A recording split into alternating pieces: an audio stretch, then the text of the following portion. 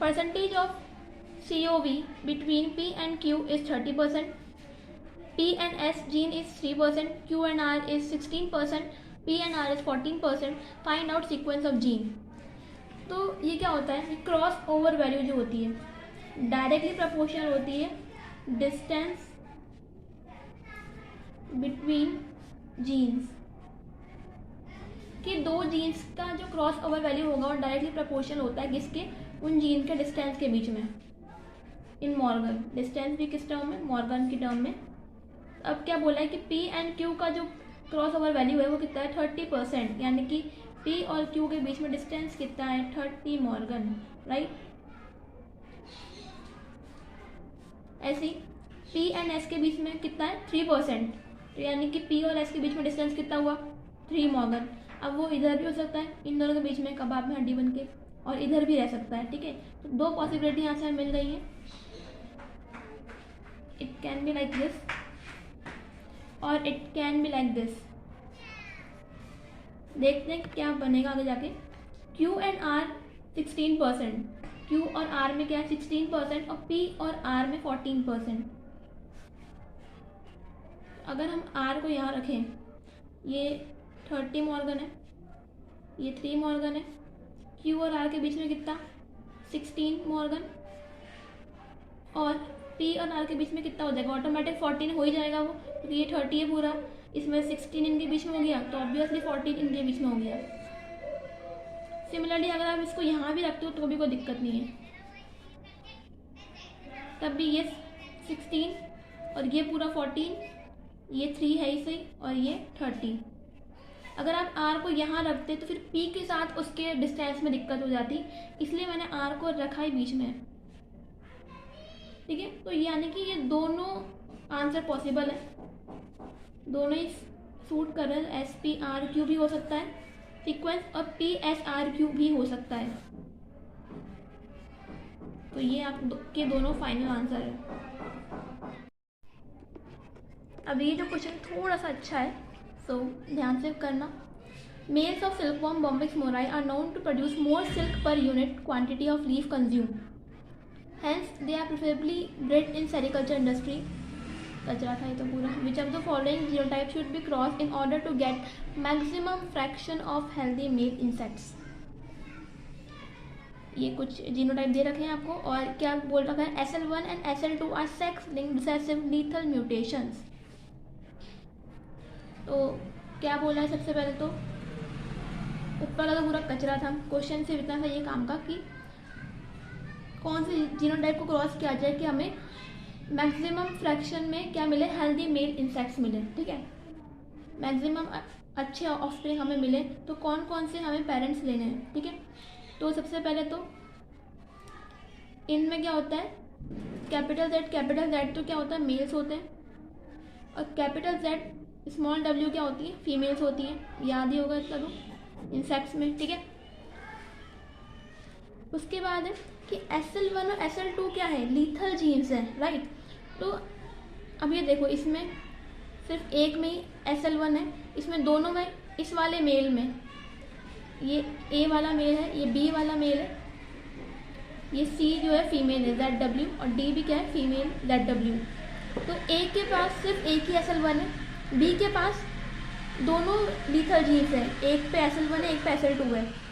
C के पास कोई lethal gene नहीं है, और D के पास एक लीथल जीन है।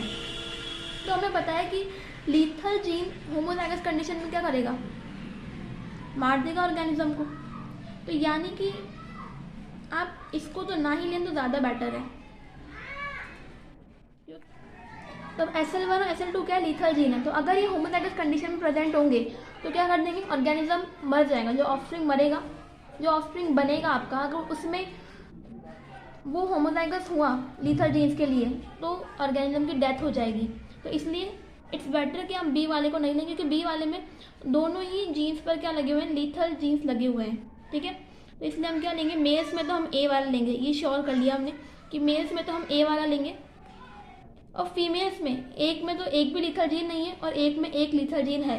तो ऑब्वियस ही बात है दोनों में ही कोई दिक्कत नहीं है, बट फिर भी जो बेटर है वो कौन सा है, C वाली फीमेल है।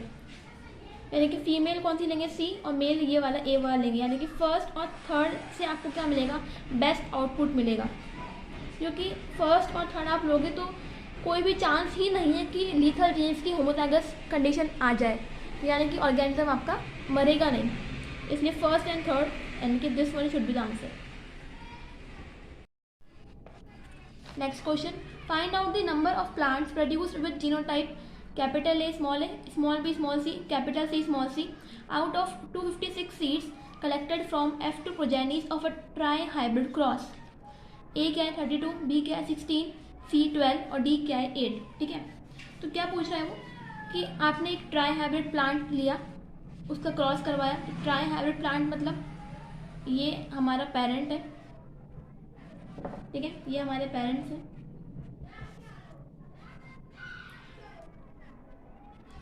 तो क्या प्रोबेबिलिटी है कि आपका जो ऑफस्प्रिंग हो उसका जीनोटाइप ये हो।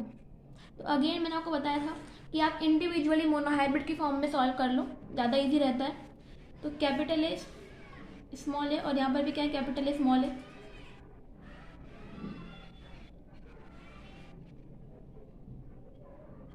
जब इसका आप क्रॉस करोगे तो क्या आएगा, इसका जब आप क्रॉस करोगे तो क्या आएगा, कैपिटल ए स्मॉल ए। ये कुछ ऐसा आएगा, किस रेशियो में, ये आपका रेशियो होगा इसका, right. Similarly capital B small B को करोगे क्रॉस तो भी यही रेशियो आएगा, ऑब्वियस है।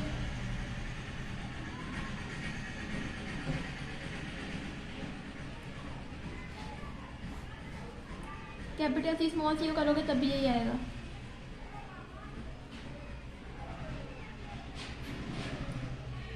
ठीक है, देखिए लिखने की जरूरत नहीं थी, वैसे इतना तो हमें टिप्स पे होना चाहिए क्या रेशियो आता है। ठीक है, अब क्या ऑफस्प्रिंग का जीनोटाइप है, ऑफस्प्रिंग में है एक तो कैपिटल ए स्मॉल ए।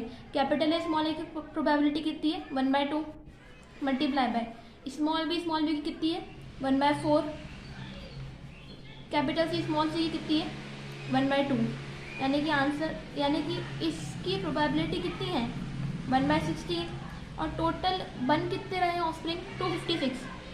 तो 1/16 ऑफ 256 यानी कि 16 जो प्रोजेनीज होंगी उनके पास जीनोटाइप इतना आएगा।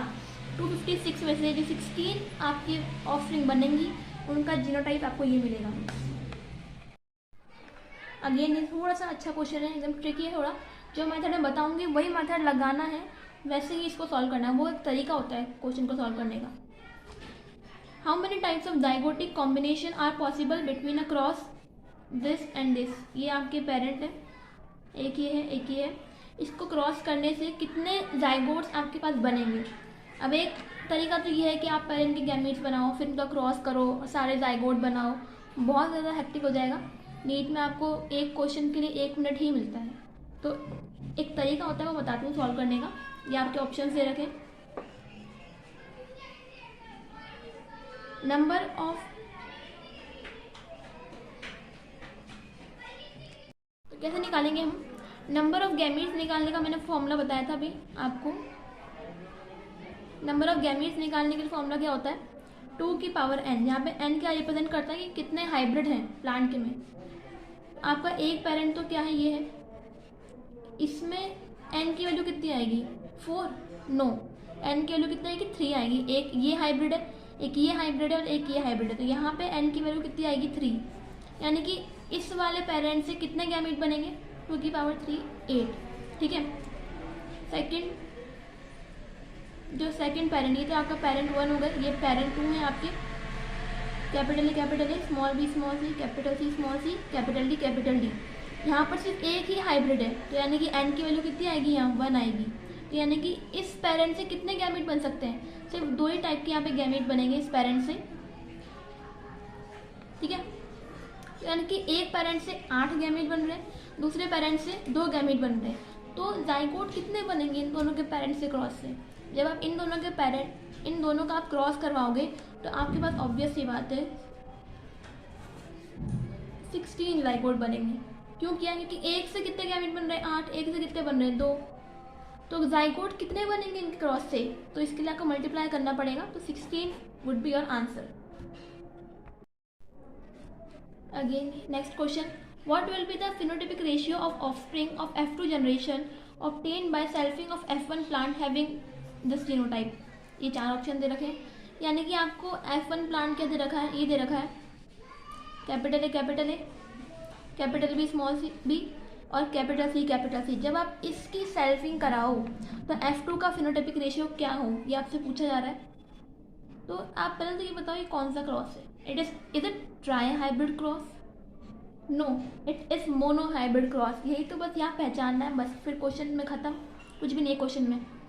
It is monohybrid cross, बस एक ही तो है इसमें hybrid, capital B small B, सिर्फ एक ही तो है, तो it is a monohybrid cross.